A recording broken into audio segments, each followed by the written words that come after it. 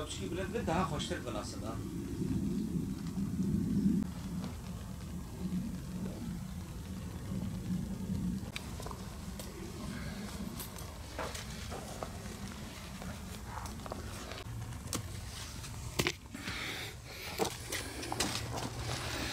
Bu sera 2 dönümlüktür.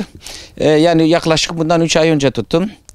Dönümünü 33 liradan tuttum, 33 bin liradan tuttum. Şu anda salatalık ve domates ekmişim. Yani yaklaşık 1 ay önce ekmeye başladık. Allah'ın izniyle şu anda verimi almaya başladık. Yavaş yavaş da satmaya başlayacağız Allah'ın izniyle. İşte bu sırada ne yapıyoruz? Ektik, ondan sonra sulamasıdır, işte çapalamasıdır, işte ipe bağlamasıdır.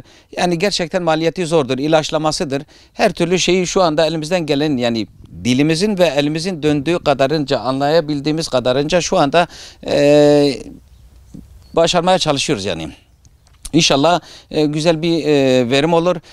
Bu sene hava güzel. İnşallah da hem verimden hem de satıştan memnun kalırız. Şu andaki piyasaya baktığımız zaman eğer şu andaki fiyatlar böylese hakikaten beklentimizin çok altındadır. Yani eğer fiyatlar böylese herhangi bir beklentimiz olmayacak. Yani kar değil, zarar etmesek de iyidir. Beklentimiz şu anda yani salatalığın maliyeti, çünkü fidelerin maliyeti geçen sene 1000 lira 1000 lira 3000 liraydı, 3 liraydı. Şu anda 6000 lira. 6 lira.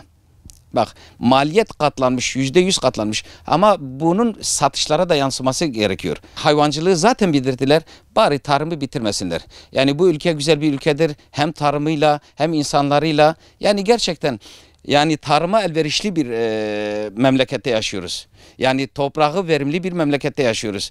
Yetkililerden çiftçileri desteklemesini istiyoruz. Bu köyde tarım ve hayvancılıkla uğraşıyoruz. Genel olarak şu an tarım mevsimi, şu an tarımda yoğunuz, bayağı yoğunuz.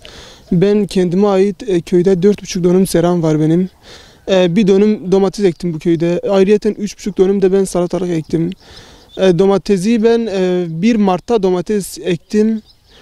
Şu an yaklaşık 1,5 ay sonra daha yeni hasat almaya başlayacağız. Ve ayrıyeten 3,5 dönüm de salatalık ektim. Salatalıkları da 15 Mart'ta ektik ve şu an hasat almaya başladık. Geçen sene 3 liraya aldığımız fidenin maliyeti bu sene bize 6 lira, biz 6 lira aldık. Maliyetleri bayağı yüksek, gübre fiyatları, ilaç fiyatları, işçi fiyatları ayrıyeten bayağı yüksek. Bu maliyetler bayağı yükselmiş ve salatalık fiyatları halen aynı.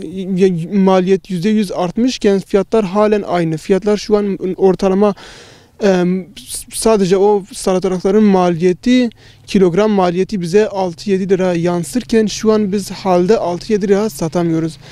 Karı bırak, bu sene böyle giderse zarar edeceğiz. Yetkililerden talebimiz normal orta fiyata sabit tutsunlar. Maliyetler düşerse iyi, çok iyi. Zaten maliyetler şu an bayağı yüksek. Maliyetler yani beklentimizin bayağı üzerinde şu an maliyet. Ortalama salatalık maliyeti, yani fidenin maliyeti 4 lira olması gerekirken şu an 6 lira. O da bulamıyoruz. Yeri geliyor fide bulamıyoruz. Bu sene ben mesela 1,5 dönüm fide bulamadım. Sonradan yüksek fiyata buldum ve yüksek fiyata almak zorunda kaldım. Bize destek verirse bura, ne bileyim, fide tesisi kurulabilir. Maliyetleri düşürmek adına, tabii kendi bünyesinde bunu yaparsa iyi olur.